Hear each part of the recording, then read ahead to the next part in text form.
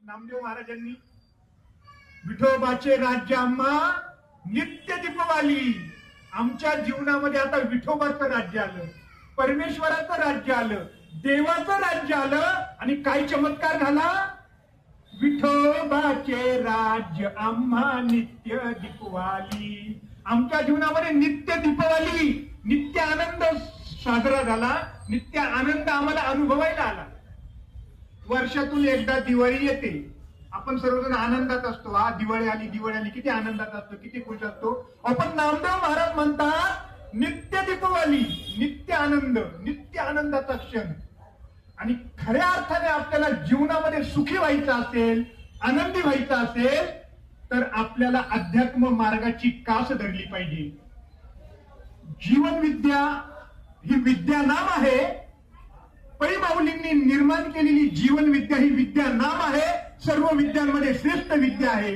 कारण ही विद्या आपल्याला प्रपंच विद्या आणि अध्यात्म विद्या दोन्हीचं ज्ञान आपल्याला देते. प्रपंचाच्या अंगाने आपल्याला शहाणपण देते आणि परमार्थाच्या अंगाने आपल्याला आत्मज्ञान याचा मार्ग सद्गुरू आपल्याला दाखवतात. प्रपंचाच्या अंगाने शहाणपण देतं. आपल्याला सुखी व्हायचं असेल ना, तर आपल्या जीवनामध्ये शहाणपण हे खूप महत्वाचं आहे. शहाणपण हा धर्माचा आत्मा आहे.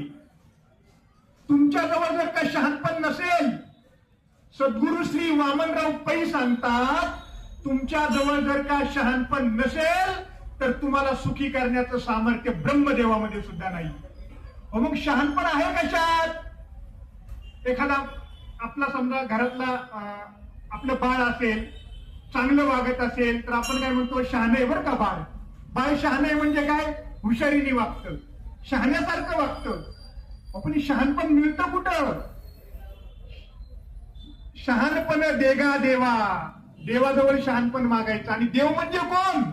गुरुर ब्रह्मा गुरुर विष्णू गुरुर देव महेश्वरा गुरुर साक्षात परब्रह्म तस्मै श्री गुरुवे नमः.